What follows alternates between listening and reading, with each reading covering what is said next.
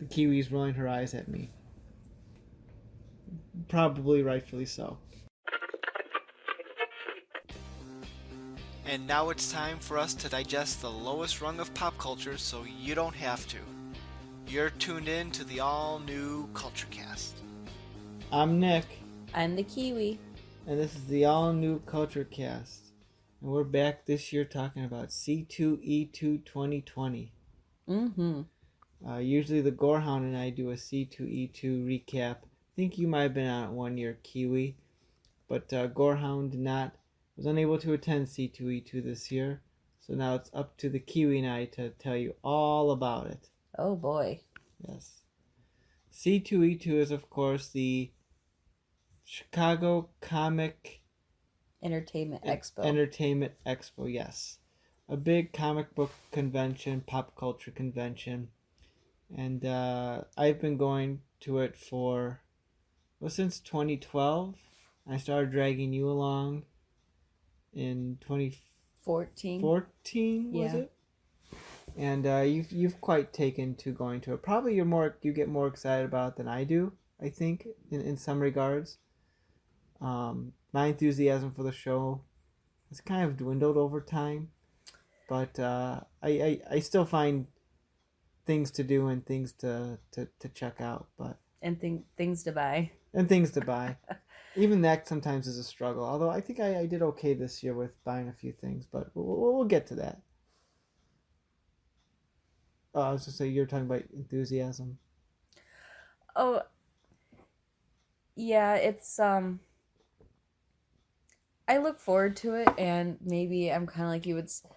I feel like if I don't go, I'm going to miss out. And, like, Mark Ruffalo was a late ad.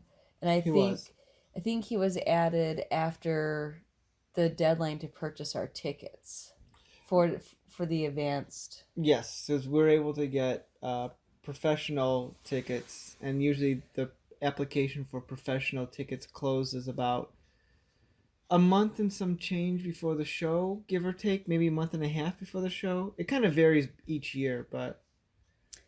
So I know I would have been upset if I found out we missed out on Mark Ruffalo. Right.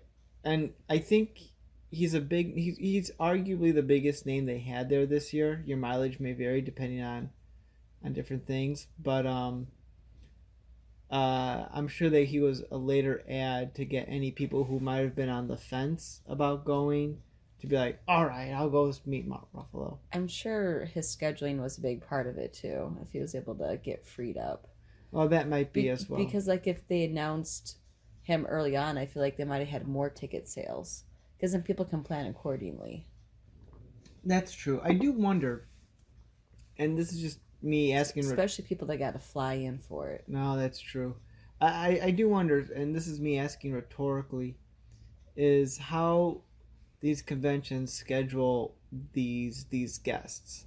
Because when you have a convention that's targeted towards like a specific thing, like a Star Trek convention, or I think they even have Riverdale conventions, or something that's targeted to a specific show or franchise, you kind of know who you're going to ask to come to those things. But that's like the Walker Stalker con, though. Yeah. That's a good example. The Walker Stalker con, which is very much... Don't go. Unless what's his name's going to be there. Yes, unless Robin Lord Taylor, if you're somehow listening to this podcast and you're going to go to Walker Stalker, I will go there just to get your autograph, but I have no other real reason to go back. Yeah. Well, we had a whole episode on that about a year ago, so... We were able to get a whole episode out of Walker Stalker? Well, I don't know if we reached a full hour, but...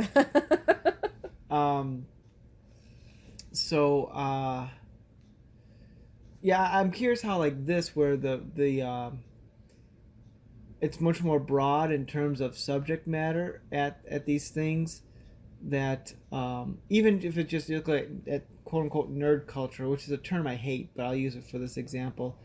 I like the term pop culture. Pop culture, okay.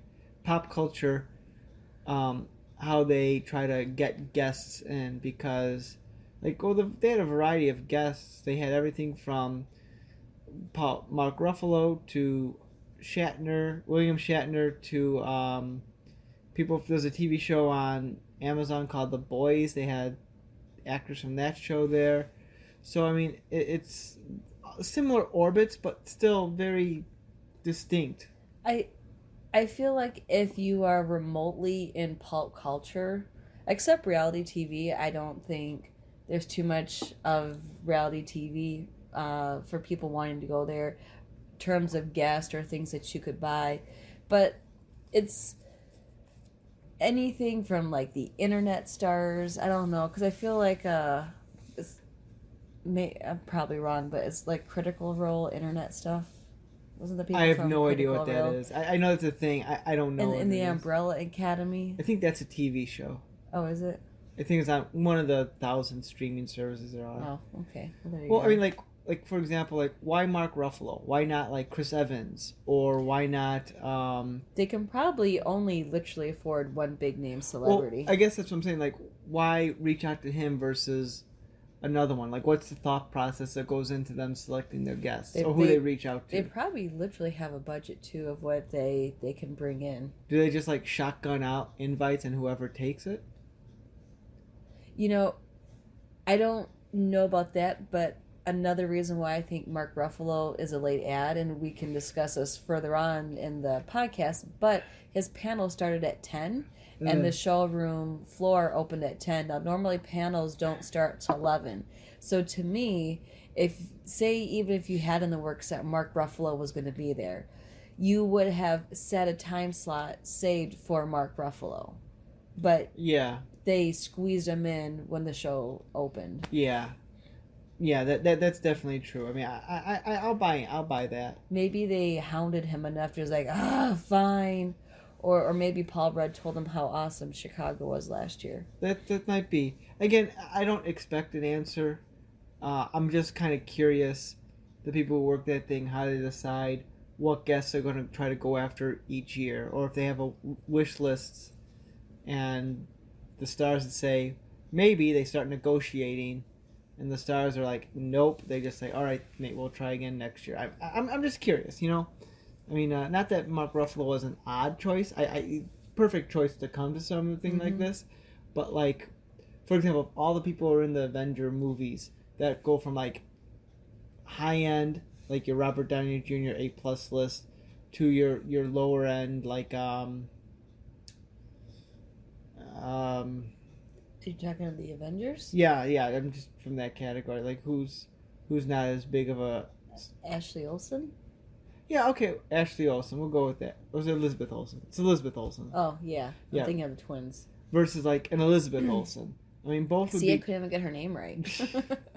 I mean, both would be great grabs, and it would bring people in to see it. But like, how do they decide like who they're going to go after? Anyway, that we're getting way off topic here. Yeah. But let's talk about. I have my notes from C2E2 because each year I make a list, bro. Inside joke. Inside joke. But yeah, so I have a list here of the different things we sort of did, and we'll go like we've done past years, day by day. Okay. So Friday, C2E2. We should probably say what were the dates for C2E2? It was February 28th, the 29th, and March 1st. That's right. It ended up on a very special day. Yeah, my birthday. Your birthday. So on Friday we got there, right after the show, about an hour after the show opened.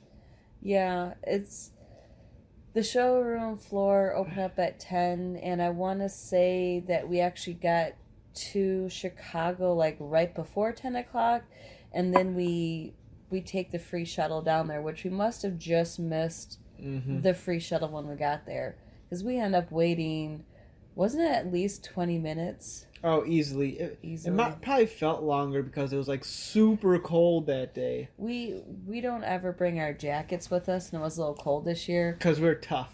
Because you either have to carry it around or you have to coat check it, and the coat check line on that Friday was huge. Because at first when I was walking up to the building, I saw the long line. I'm like, dear God. And then I realized it was just for coat check. So I was like, phew, missed that one. Although I will say, couple years ago we took our nieces to C2E2 for them to meet But we got them SpongeBob. way early in the morning. Right. There was no line at that point. Oh, yeah, because we coat checked their jackets because we made sure they wore theirs. But, yeah, we got there before there was a line or anything. Yeah. But by the time the shuttle came and we got to C2E2, it was close to... It must have been like around 10:30, 10:40, because I feel like by the time we walked on the showroom floor, it was like just before 11, because then you had to get through the security line.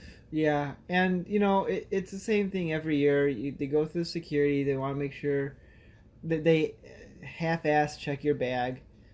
And you go through the metal detector, and that was that. We had to go to will call because apparently I bought the tickets past the mailing deadline, which I didn't think I did, but and plus, whatever. I know they sent out the email that said extended deadline for mailing was at midnight, Yeah. and it was not true. But honestly, going to the will call, it's not that bad. It moved pretty quick, so it wasn't the end of the world.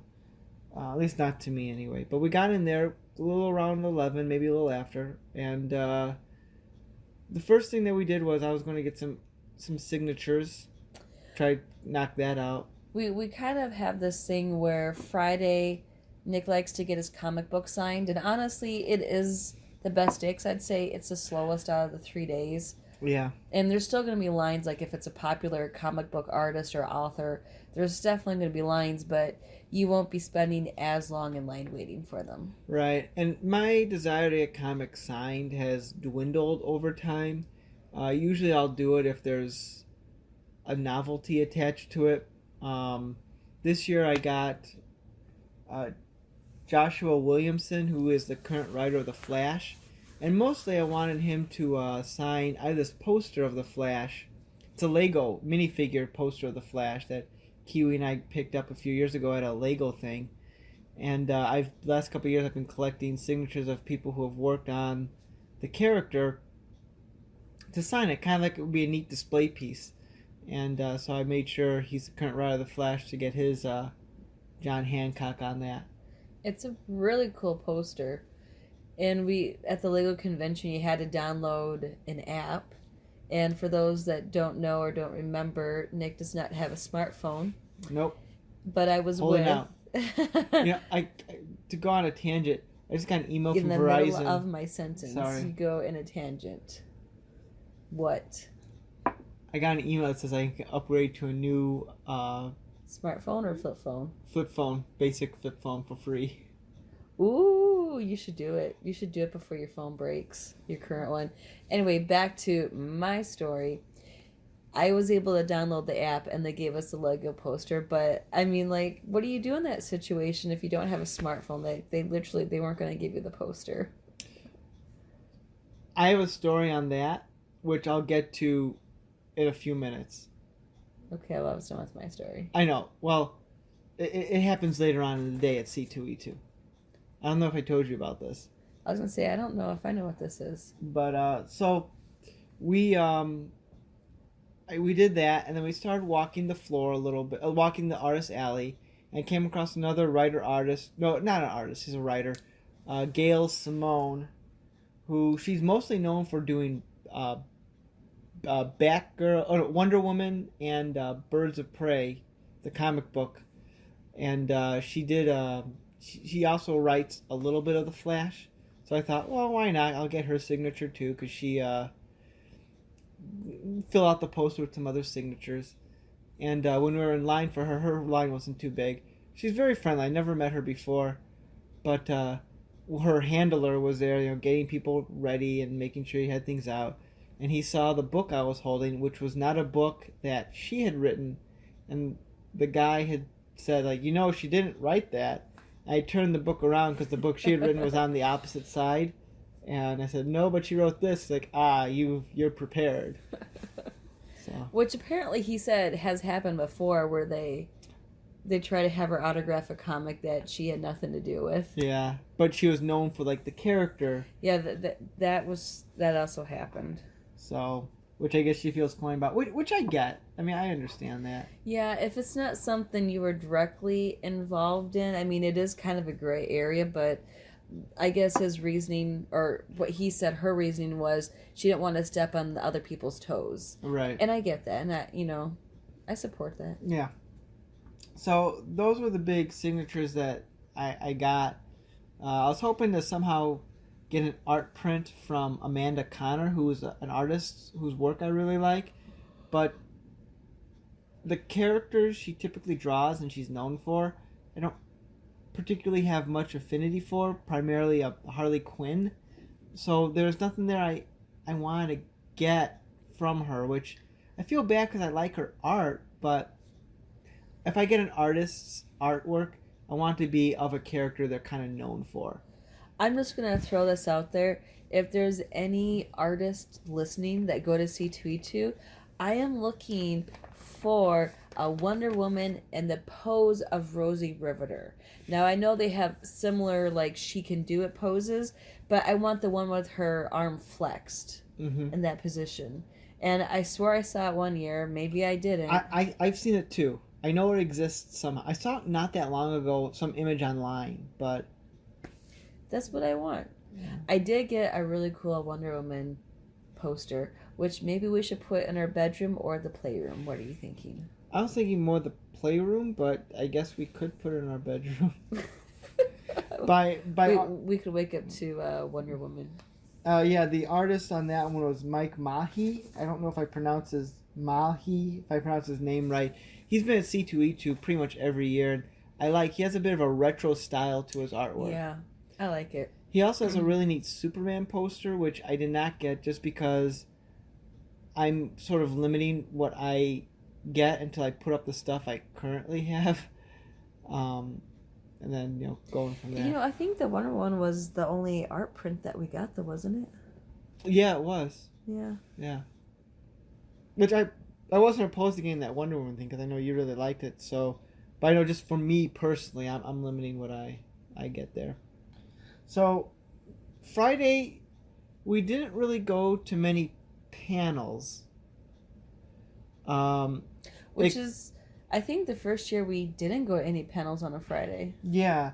There was one I was looking forward to maybe going to.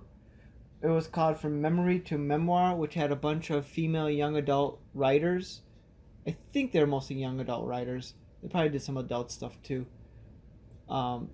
That they're talking about how their memories shaped their writing, and that sounds really interesting. I would be curious to see what they have to say. I thought maybe you might be interested in it because of the female writer aspect, because kind of talking from that perspective. But alas, we lost track of time, and when I realized it had started, it was like an hour later. So. Yeah, I downloaded the app this year, which apparently I had to re-download because the app I had last year wasn't updated to this year. So I don't know if that's just a fluke or if that's always how it is. But you can, create your schedule on the app. Mm-hmm. And I did miss some panels or something because I remember, oh, that sounds interesting. Click, click, click, and, add to your schedule. But, I wasn't hearing my phone go off. And you'd only get, 15-minute warnings for most of it.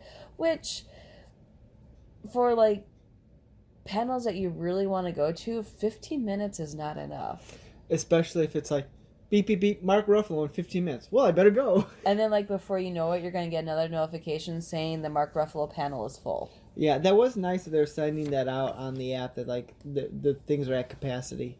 Yeah. Did they do that past years? I don't know if they did. I mean, I downloaded the app last year, and I don't know if I didn't add things to my schedule as much or whatnot, but... Yeah, they did send out notifications saying, this panel is full, which we were mostly in the panels that we wanted to go to. Right. I will say, one of the things I noticed this year, the panels, they weren't really jumping out at me. You had the Mark Ruffalo one, there was the William Shatner one, and the Arrow one, which, all right, that'd be cool to go to. Oh, yeah, Svengoolie. But, overall, usually I like going to see a bunch of the comic book based ones where they're talking about technique or things like that. None of them jumped out at me. Even not that I'm the biggest fan of it, not because I'm a hater, just because that doesn't interest me, is that they usually have a lot of diversity panels, Mm. like LGBT representation in comics, women in comics. They didn't really have a lot of that either this year. And I remember a few years ago, they had like an overabundance of it. You can probably check out one of our older episodes where I say like, they how many of these can a show really support. But there seemed to be not as much of that this year, which kind of surprised me. Huh. You would think as like time goes on there would be more panels and not less of diversity. Yeah, especially now in this world's climate, they think they'd be bigger up. But I don't know. Maybe the people who do it didn't want to do it. Yeah, I don't they know. could have got burned out too, for that matter. So I don't know. It just is interesting. None of the panels jumped out at me. Like I have a list every year. I make a list of different things to go to, and we didn't really nothing. Yeah, it was like these are things we can go to, but I wasn't like married to any of it, and You're married to me. I am married to you, and that's all I need. Yes. But yeah, Friday. Oh, one thing, the story I was going to tell you about. So, when you went to go pump, or attempting to pump. Yeah. Oh, that's another story. I'll tell it after. Okay. For nursing moms. Yeah, it's a good story. I was wandering around and I came across our local CW affiliate had a booth there. So I'm like, I'll check it out. Like they're giving away posters and stuff. And I say, oh, what can I do to get a poster? And they say, oh, you have to like our Facebook page. Oh wait, you did tell me this. And I'm like, okay. Well, what if I already liked it? And like, can you show us proof? I'm like, well, I pulled out my flip phone. Like, I can't. And they're like, all right, just pick a poster. And I did. I don't know why I didn't need a poster, but I thought why not? And I got an Arrow poster, which is kind of neat. They had like Arrow, a couple of Batwomen, and a Katie Keene. I'm surprised they didn't have Flash or any of the other superhero shows, unless by the time I got there, they were all out of those. I don't know. But then they had a prize wheel. So I go on the prize wheel, and I spin it. And what do I win? But a CW The Jam nail file. Did you keep it? I thought I did. I mean, I don't think I threw it away. Or maybe I did put it down somewhere. I don't remember. I don't remember if you showed me. I showed you in the pod, I thought. The nail. I think you told me, but I don't know if you. Oh. Well, oh, regardless. It's somewhere around here. I don't think I threw it away, but it's possible I just left. Oh, yeah, and I got, like, a huge stack of Batwoman tattoos. That's right, you did. Which, like, an insane amount. They're, like, handing them out, and they're like, here, have some tattoos. Didn't they just say, like, Batwoman or something on there? It has Batwoman, like, the Batwoman logo, and that was about it. Yeah, it's not even like it's a really cool tattoo. I mean, it does the job to promote the show, so I'm not upset by that, but, like, they gave me like a stack of 50. I know, like, what are you gonna do with all those tattoos? I mean, I feel like I should put one on just because I have so many. But just cover your body in tattoos. Yeah, like I really like Batwoman. Fun fact or knowledge for anyone who is a pumping or nursing mom: they have these stations that are popping up at stores now where they're pods, which. So I asked two people. The second person gave me better information than the first. I was like, where can I go pump? And they're like, oh, there's this pod, but you have to go download the app. So like you go downstairs, I find the pod, which with ease, I guess it wasn't that difficult to locate, but it's below ground. So I'm trying to download the app and there was like no signal there. And then you had to use the Bluetooth to connect to it because that's how it actually unlocks. It was very frustrating to the point where I was like, I'm going to give up. And luckily, I was able to get in, and I was able to pump, and then you joined me, which I'm sure there's probably some eyebrows raised when they saw you walk out of the pod with me. I mean, it doesn't say your husband can't join you. And there's 2 seats in there. There is 2 seats. There is 2 seats. Yeah, I mean, you were texting me about how frustrated you were getting, and I was kind of honestly bored on the floor, so I'm like, I'll just go find Krista and hang out with her. I appreciate these pods. I think they are great. Just they need to put them in a spot where there is better service. And there was a nursing mom who was trying to get into it too, and then she saw me and she's like, oh, she was there first, and I was happy I didn't have to fight with her over it because her baby was right there, so she pushed for it. I would have let her, go in the pod. You should have been like when you got the last Aaron Rodgers cup. These are the 4 cups, and I took them all. Well, I realized I should have chosen my words differently for that one, but the lady said that she was going to go find another place, and she wasn't trying to start a fight or anything. She didn't know that she had to download an app either to use that pod. I'm surprised they don't have like instructions on the thing. Well, I think it did say like on the door, like download this app, because I didn't know which app I was supposed to use, and then like I think the app said like you had to turn your Bluetooth.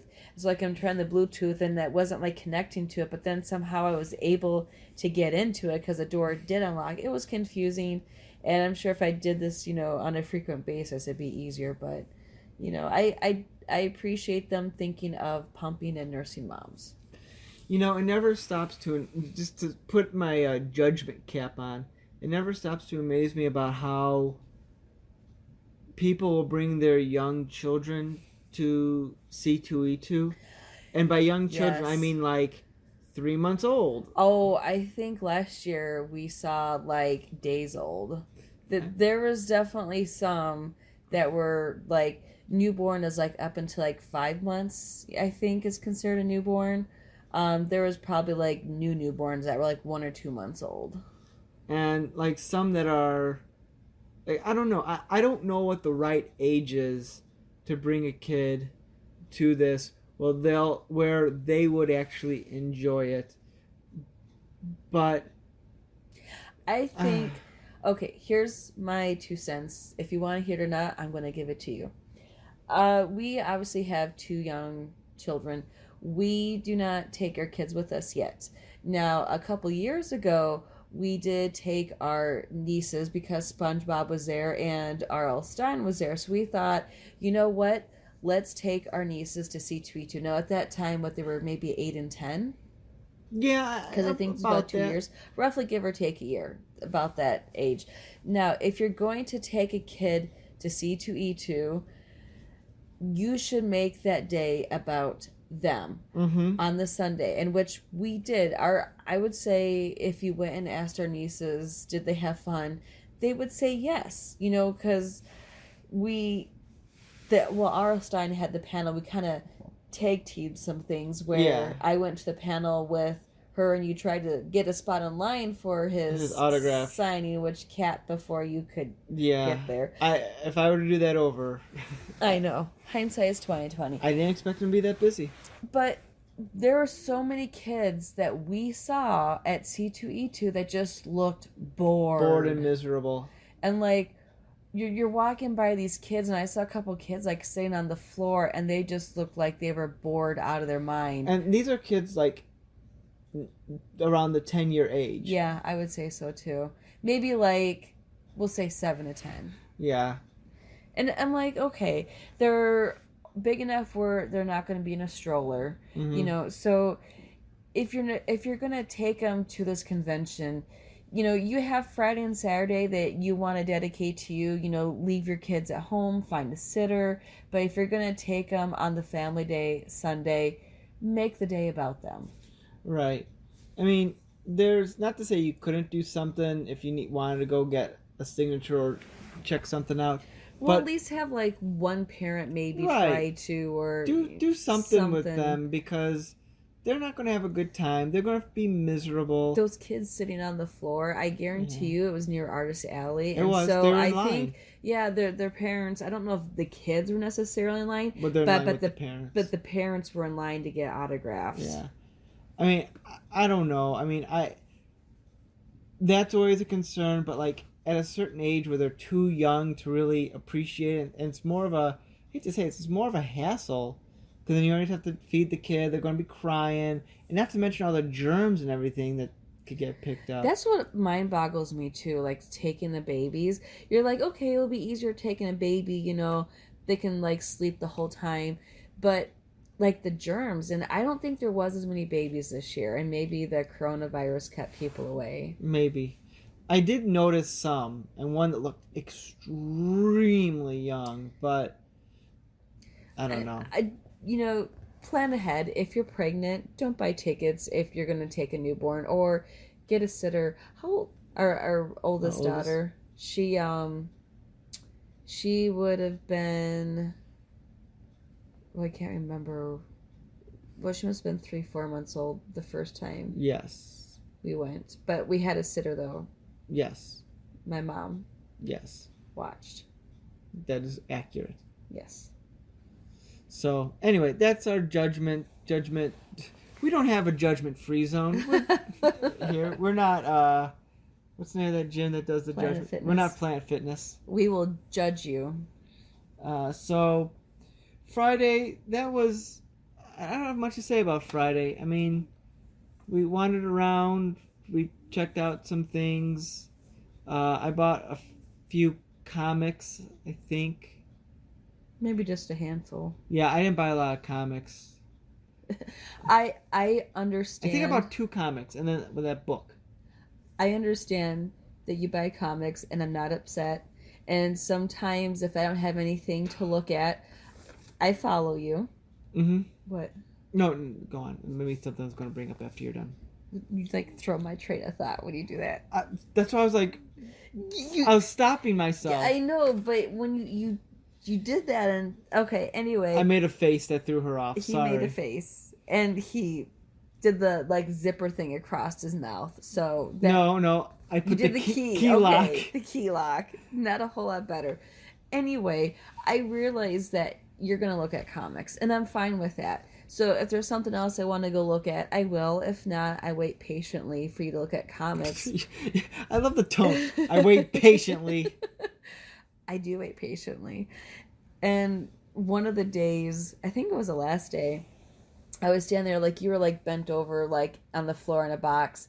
And in front of me were these mystery boxes. And it was like, I can't remember if it was like 25 comics for like $10 or something like that. And I wasn't like even really looking at the comics. Like I was just more near you looking around, and the vendor was like, oh, those are the cheapest comics you're gonna find this weekend. Which, one, I'm not your audience. 2, I saw there was cheaper comics, because there was one that was like a mystery box that was like 100 comics for like $20. So yeah, that was a better deal than what he was. But well, he's trying to make a sale. I know. The other point or other thing I was going to tell with the story, at that same vendor, while you were looking around, there was a guy who must have brought his wife with him.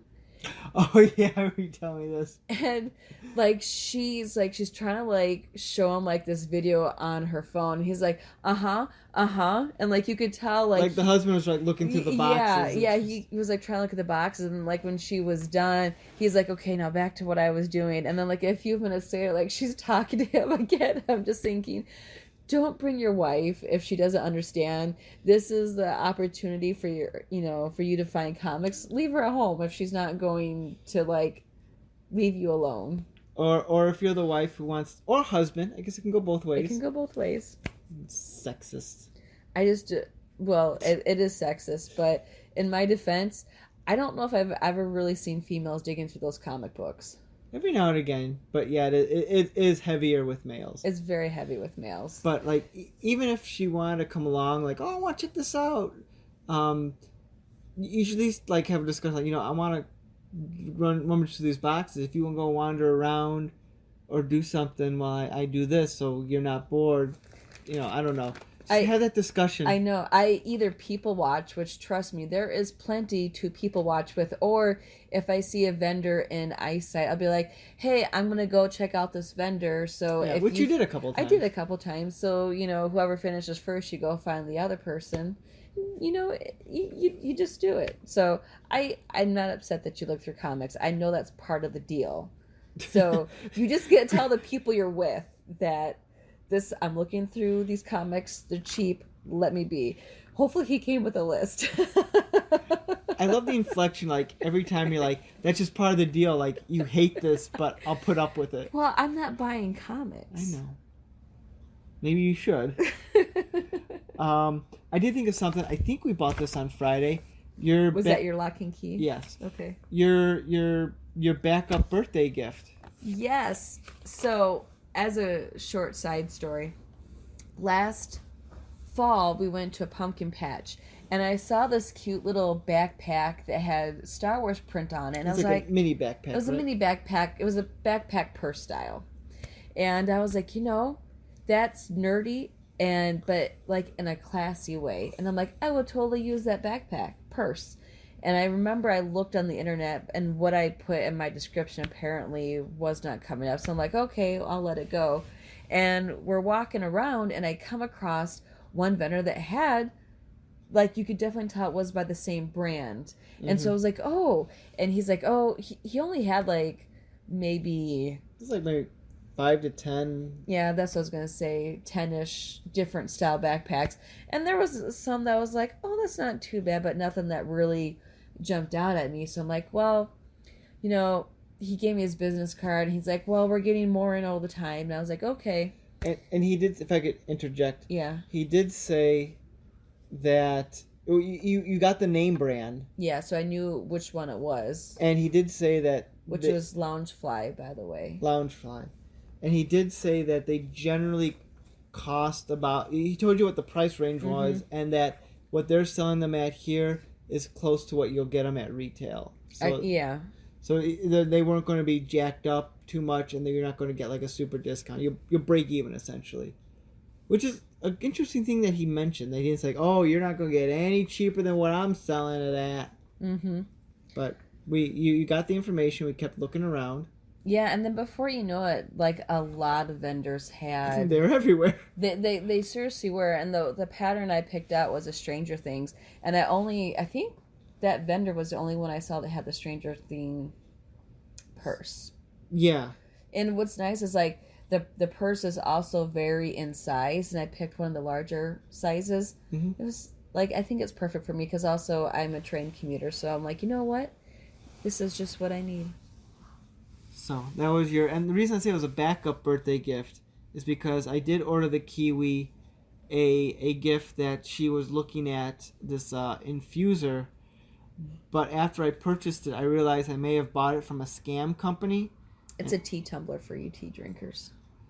And anytime, and it had been a while since they said, oh, we'll tell you when it's going to ship, and they never got back to me. So I emailed them, and they still hadn't gotten back to me. So now I'm out $25. It could still happen. It could still happen. But I'm not holding my breath. It's on the slow boat from China. Yeah, but it must be on the slow internet highway from China, because they haven't bothered to even respond to my email. Well, they could be sick. Yeah, but also this was before coronavirus destroyed everything, and in addition to that, when I went to look at their website and started clicking around some more, it seemed very, very, very unfinished. Like it's just a shell site. So, I don't know. We'll see. We'll see. So, that was that. Yeah, and that was pretty much Friday, I guess. I think we're going to have to move a little bit faster. Yeah, let's move on. So, on Saturday, we went there. We got there shortly, about the same time. We took a taxi. We took a taxi this time.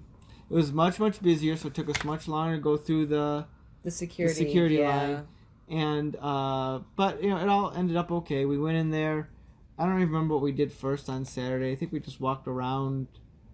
I tried to get a comic sign because I didn't have it from the previous day. But oh yeah, and you did wait in line just a few minutes. Yeah, and I didn't know he was going to be there, so it kind of worked out. But then we saw the Sanguli panel at 12:30, which I want to start watching. You've come on quite a journey with this. Because when I first started watching Sanguli with you, not with you, but when we were living together, I'd put it on if it's on, like, oh, this is good background noise or something. You're like, I don't get it, Nick. I don't get it. Well, after listening to Svenguli's panel, I get it. I want to be a part of that. So, those of you who are not in the Chicagoland area, well, I guess he's nationwide now. Yeah, I keep forgetting that. He went to New York and people were dressed up as him. But also How many people did he say was in his panel, or the panel room could hold? Oh, he said it could hold up to 400. Like, yeah, right. Well, he didn't think it was going to be filled, and sure enough, it was at filled. Capacity. So, he's always interesting. Like, a lot of the stories he's told, I've heard before because I've just knew. But it's always interesting hearing him talk because he really is one of the last local television personalities. You don't really have that anymore. Local TV personalities out there. So, and he's always hosted when we used to go to the Elgin Nightmare on Chicago Street, and he's always hosted the costume contest. So, I think that's where you first encountered him, if I'm not mistaken. In person, yes. Yeah. I don't know if he was nationwide at that point. He was. At that point, he probably was. I think he went nationwide in 2011. Oh, okay. Yeah, because this would have been 2014 when we got engaged. We got engaged in 2015. So it would have been 2015 because we had the pictures that fall. Yes, you're right. We did. So there was that. Then after that, we had lunch, which is always a blast. We brought our lunch from home the first 2 days. Mm-hmm. Always bring your lunch from home if you can. It helps out because the food there is ridiculously priced. It is. On a short story, on Sunday, someone had ordered a salad, a cookie, and a bag of chips, and it was $19. And my problem is a lot of these salads didn't even have like meat in them. One was a strawberry and spinach salad with a sprinkle of cheese on there, and they were charging $12.50 for the salad. I'm like, where is all the protein? Don't tell me that little bit of cheese is enough protein. I'm like, and you're charging $12.50 for that salad. Highway robbery. It really is. Then we went to go see a Super Mario speed run, which was exactly what I was expecting, but you were kind of disappointed by it. Well, here's the thing. The speed run was trying to get through the game as fast as possible. However, I feel like you use loopholes and then it's just not as entertaining because he used shortcuts to warp whistles. The warp to other levels. And I'm like, it's not cheating, but it's like, well, okay, let's take, for example, he did Mario 2, which there was a few shortcuts that he did, and then he did Super Mario Bros. 3, and for those who aren't familiar with Super Mario Bros. 3, and the first world, I think it's level 3 and the castle, you can get warp whistles. So he went and got both warp whistles, skipped to world 8. So he skipped worlds, to the entire game. The entire game, essentially. And I'm like, okay, now I realize this is like supposed to be fast, but you literally use loopholes and beat the game in like 13 minutes or something like that. Yeah. I wasn't impressed by it.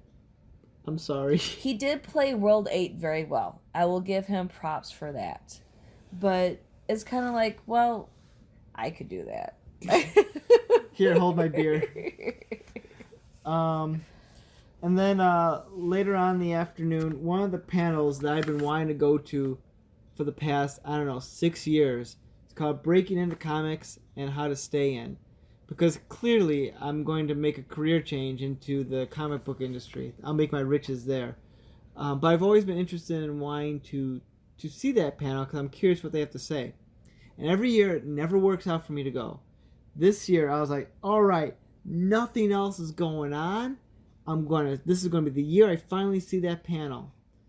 And then they announced that Stephen Amell and Emily Bett Rickards from TV's Arrow were going to be there, and their panel was going to start immediately after the Breaking Into Comics panel was going to start, meaning that I probably would not have gotten a very good spot. I told you I would have saved seats. I know, you would have, and I believe that. I know you have done a good job, but at the same time, I didn't want to race across to try to get there. Yeah, the panels weren't in the same room. No, it would have been a pain in the neck to get there in time. But especially since the panels I have my list, they're on 2 different floors as well. So I forego, next year might be my year to go. even next year, that'll be the sole reason I go to the C2E2 is to go to this I panel. don't. Did we even wait in line for Stephen Amell? Um, No, we didn't, because I think we just walked up there because the panel. The panel was open. I think. Did you go to get a coffee and I went in? Yeah, that's it. Yeah. So I went in because I was like, you were going to look around, you were going to do something besides get a coffee. I don't remember what it was, but I thought, I'll go up there, I'll get us a seat, I'll get us a line, and then I saw it was open, and so they let people in. They didn't have a line set up. They let people in because the previous panel wasn't going on, and so I got a seat, which was kind of far in the back, and then about 5 minutes before the show began, I said, all right, whoever wants to move up, let's move up. Yeah, into the VIP seats. Yeah, they blocked off, and the VIP seats were blocked off further back this year than they had been previous years. Which, I think they let more people, fight for it, but... Right. So we moved up. We got a little bit better seats. And then the Stephen Amell panel started late because I think they were doing photo ops, and it took them a while. And Stephen Amell from Arrow and his on-screen romance, Emily Bett Rickards were there. And his panel was very good. He's very charming, open with the fans. You did not like Emily Bett Rickards. You thought she was a little too handsy. It's nothing about her. Yes, he's a married man, and if I didn't know any better, I'd swear those two were dating. And maybe not so much on his part because he didn't seem like he was necessarily going along with it, but she kept touching him, grabbing his shoulder and trying to put her arm on him, and I was like, if I was that guy's wife, I'd be a little annoyed. Right. I don't know the nature of their off-screen friendship, if it is as close as they were putting on, saying that it was, and it might very well be, but she definitely was a little more handsy than you would have expected. Yeah.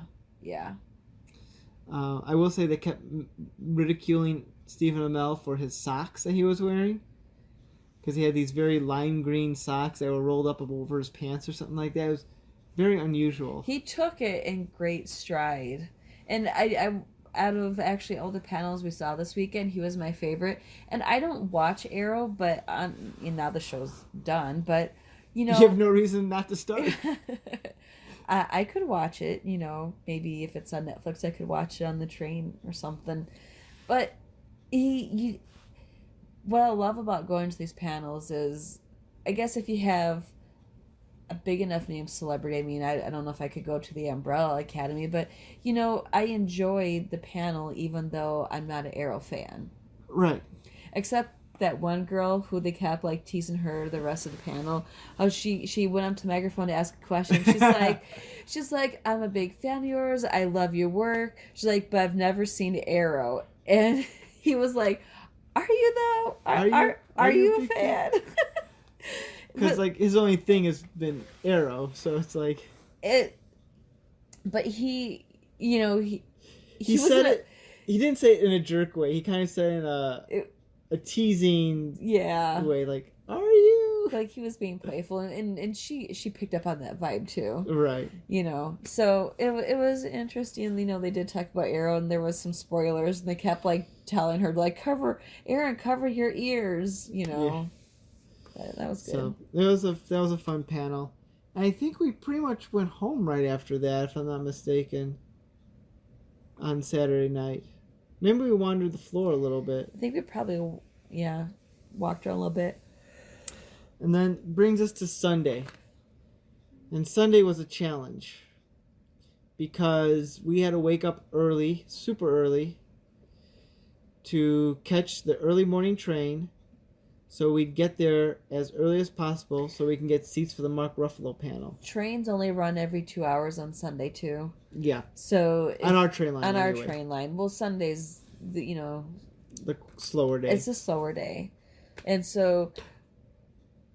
I'll say this later. Okay. So we get on the train, we go down there, and the whole weekend you were asking people like Yes. what's gonna happen with Mark Ruffalo, and we kept getting a different response Yeah. and not a solid response each time. We're like, Yeah. ah, When I so Mark Ruffalo's panel started at 10 o'clock, the same time that the show was opening. And so we were like, well, is it just going to be a mad dash to his panel? Like, are they going to let people line up in front of his panel because it starts at an unusual time? Um, I said cheekily in the Facebook C2E2 Facebook group, say, well, I can't wait for the mad rush to his thing. And someone responds that, oh no, they'll let people in the lobby area. That's just the floor that opens up at 10. People can wander no. around, and that didn't strike me as being true. But I thought, well, that's interesting. On Saturday, I tried to ask some volunteers about how that was going to work, and they were like, "Oh, well, the floor opens up at 9:30, so it'll be opened up earlier." And it's No, never opened up early in it past years. no, it didn't either. I tried to get one of the official crew, but I couldn't track anyone down in the black shirts. That's the official C2E2 crew wearing black shirts this year. They were hard to come by. They were hard to come. I saw some in the Aero panel, but by the time the Aero panel was leaving, I couldn't find anyone to, like, they all like scattered. So we're like, well, we'll just roll the dice, and so we got there about 8:30. Was it? Let's see, the train left at 6:40. It got in, actually, I think like at 7:45. We were probably there like at 8:20, I want to say. Yeah, okay, you're probably right on that. And so we went through security. Of course, it's pretty dead at the time. There were people there, and we're about to ready to get in the line to like The main line. the main line. But I asked one of the people, like, hey, what's the story behind the Mark Ruffalo panel? Like, oh, you want to go to Mark Ruffalo? Well, he has his own line over here. If I didn't ask, I know you wouldn't have got. You we would have would gotten not- the wrong line. yeah. I wonder if they were intentionally not telling people because they knew, like, oh, hey, you want to go see Mark Ruffalo? Like everyone would be it might Mark. inflate the line Right. versus people who want to see him and would just go on a Right. whim. Yeah, that might be. So they what they did was smart and did. good, but it could have been handled better. It could have, and I can't help but think that there was people in the main line that were like, oh, I'm going to go see Mark Ruffalo. You know, like they were going to get there early. They actually opened our line, I want to say like around 9:30 to head Yeah. upstairs. They were like, okay, we are going to release you. You are going to walk slow. You are not going to run. As everyone takes off, We speed walked. not running. We didn't run. We didn't. And we actually got decent seats. Yeah, We got actually the closest seats that you could get without being in the VIP section. right. So there was like a nice space in There front was, of yeah, us. we were like right in front of like an alley, which then one of the William Shatner's panel followed Mark Ruffalo, and one of the crew members came around and he's like, okay, we're going to open it up. If anyone wants to move forward, they can, but I'm going to let you know once the panel's done, they're going to make you move back into your seats. And we're like, you know what? We're okay sitting here. Yeah. So it was good seats. It was good seats because you could still get a clear shot of him. Yeah. And you could see the panel or the screen on top.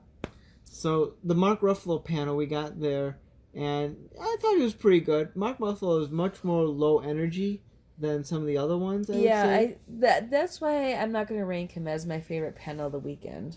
Now this was your birthday on this Sunday. Yes. And I yeah. usually don't go up and ask celebrities questions, but I thought I'm going to try something this year.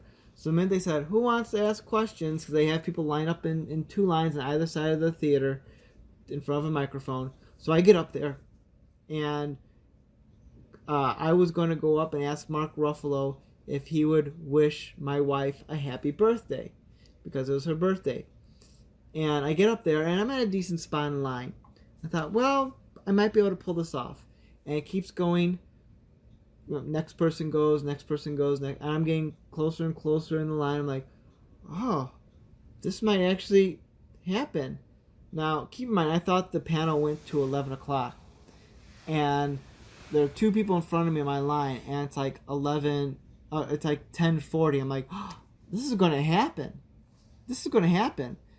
Next person goes, and now it's the person that's right in front of me. I say, all right, next question. She gets up and say, all right, you are the last question. I was like, no, because I was one away, and had it actually went to like 11 o'clock, like a full hour instead of 45 minutes, I totally would have been able to have that happen. But I was surprised he was only there for 45 minutes, but it he was probably had it was a last minute ad, and then they had to. They probably already scheduled Shatner's time, and he started on time. Shatner. Oh, I flashed back to Saturday. I enjoyed the warm up before the panel. Oh yeah, where they had to keep stretching it because Stephen Amell and Felicity. They're probably like tied up with the photos. Yeah. Which I don't know how they don't plan that right, because I always feel like the celebrities are late to their panels. I'm like, well, why did you squeeze them in that tight? Because now the panel gets shortened. But they didn't shorten the Arrow panel. It went over. It went like the full hour. That's right, it did, didn't it? But the warm up where they were guessing the theme songs. Yes, they're having people come up on stage and guess theme songs, and since the majority of people up there on stage were born in 2000 and afterwards, a lot of the theme songs from movies and TV shows were before 2000. Before 2000, so there were a lot of like long pauses, like. They didn't get the Will and Grace one, which kind of surprised me though. Especially since Will and Grace has come back, but yeah. Now it's not the hip show for young people anymore. I guess not. That's what my parents watch. Yeah. That one kid got the Barney theme like immediately. I did not recognize that at all. And I mean, I guess I didn't really watch too much Barney, because I think Barney was... I would hope not. It would be way after when you were a kid. Like, I remember seeing it, though. Like, I don't think I ever watched it, but, you know... You never watched Barney? I mean, maybe in passing in clips. Right. Like, I don't think I was like, oh, hey, Barney's on, but, like, go turn on the TV, but... I love you. You love me. Not when did Barney come out? I thought it was early 90s. Okay. Mid 90s. Well, I was born in '85. Huh? So. But I think Barney's for like the really younger crowd. You might have been aged out of it when you came on the scene. Hey, I'm 35 years old, and I enjoy watching Sesame Street with our girls. It's also because Sesame Street speaks to an adult audience as well. Yeah, I gotta watch that Monster Foodie segment. You like Gonger. I do. So, so that was the Mark Ruffalo panel, and we stuck around for William Shatner. And my God, normally they have someone come out. Kramer. What's her name? Claire Kramer, who's a host who interviews the actor before they open it up for questions. She was on Bring It On, one of the cheerleaders. Yes.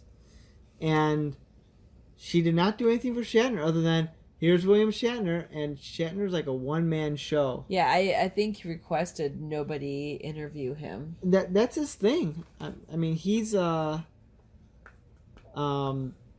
he was telling stories. Yeah. Some of them kind of like all over the place. Yeah, I was like, okay, we need to wrap the story up and move on like to the next question. Right. I appreciate how like he's clearly a guy who, pardon the phrase, has no more shits to give. That he sort of like, not meanly, but when people would ask him dumb questions, he would kind of like throw it back at them a little bit. Yeah. Because like, he's William Shatner. He's almost 90 years old. Who does he have left to impress? But he did tell very interesting stories and like good memory for things. I was gonna say, like, he was like, back in like, Joliet or is it Joliet? No, I'm not sure. It's pronounced Joliet, but he pronounced it like your father pronounced it, Joliet. Okay, yeah. Which is Joliet. another comparison between your dad and William Shatner. I think your dad has a passing resemblance to William Shatner. Oh, well, now that you mention it. Maybe it's the hairstyle. Yeah. But, well, your dad's hairstyle, Shatner's wig. Is it a wig?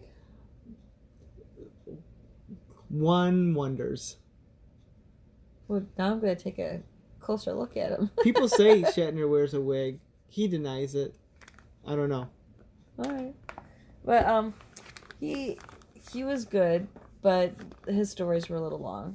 It was, yeah. I mean, if you ask a question, you're going in for a 15-minute story, so get ready. By that Sunday though, I know I was pretty tired. Yeah. We walked around the floor. There was a Ghost of Chicago panel we were thinking about going to, but we're like, screw it. I think I was getting cranky. I kind of wanted to go home and see our daughters. Mm-hmm. We did. Oh, I gotta tell this story quickly. Often seen in our airports, we had a meditation guru guy come up to us twice. Yes. And the second time, I made sure I noticed he did not have a badge on. He snuck into the convention center. And I'm convinced he did not buy a ticket. They just snuck in. And so I'm like, how easy is it to sneak in? So I ran a test. I hid my badge and I walked in to see if I would get stopped or anything. And if I got stopped, like, oh, wait, here's my badge. Sorry. We are not advocating you not to buy a pass. But, like, the security could use a little bump up. I know it's a lot of people. Once you got through security, they didn't really have people checking badges. I mean, they didn't check your badge at security. They were checking, to see if you had any illegal things on you. Right. And then once you go through the security of the metal detector, then you cross the floor to get to the showroom. And they did have security stationed there. But, like, once the gates open and there's masses of people walking through, they were not asking. I never saw them actually ask anyone to see their badge. I do know the main security guard. I did see him like nod anytime someone like had a badge or made eye contact with them. But there are so many people flooding in. You are not going to be able to see everything. And not gonna happen. Like once you're on the showroom floor, I don't really see them checking badges. And a lot of people that cosplay, they don't want to have their badges, so on them. They'll put it away or something. They will. So yeah. So there's that. I did get my ice cream this year. Yes, and the funny thing is they actually still had cones and ice cream on Sunday. Past years, I usually like to end my convention experience with an ice cream cone. Been doing it ever since I was in high school, and I used to attend a few of them there. So it became a mini tradition. In the last few years, I've not been able to do that because they didn't have ice cream or cones or something on Sunday. Yeah, like one year they had no even ice cream left. That was the year that we were there with the nieces.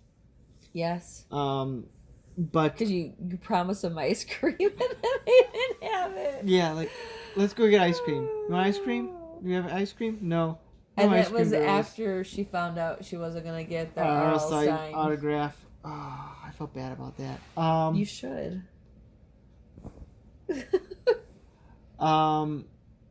So I got that, and then the only other thing is I was able to barter for something on the final day. Oh yes, that was your goal. I'm not good at that, so I figured I'll test the waters. I was picking up some of these little cartoony figurines from the horror monsters called Toonie Terrors. They're like cartoony versions of like Freddy Krueger, Michael Myers, Chucky, that sort of thing. I thought, oh, these would be cool for Halloween decorations. And they're selling for $15 a pop, which is on par with what you can get them at retail. And some of the vendors sold them for $20 though. I did see that. You gotta look around. Gotta shop around. And I saw on our way out, I saw they had two that they're selling at one vendor. And I said to them, "Listen, these are $15 each." So yeah, like, what if I bought two for $25? And they said, "All right, let me go and check my boss." He comes back. He's like, "Yeah, we can do that." I figured if he said no, then I would just walk on by because I can get those for the same price at Walmart. But there you go. I'm wheeling and dealing. Ooh. Next year I'll deal more. Probably not, but so that was C2E2. It was overall, I give it a C+. I'll give it B-. It was cool meeting some of the folks. The panels were okay. I wasn't wowed by all the panels. I feel we didn't get to check out much of the Artist Alley, which in some ways that's okay because then they draw you in. Like which one of mine do you like? Yeah, I nickname it Starving Artist Alley.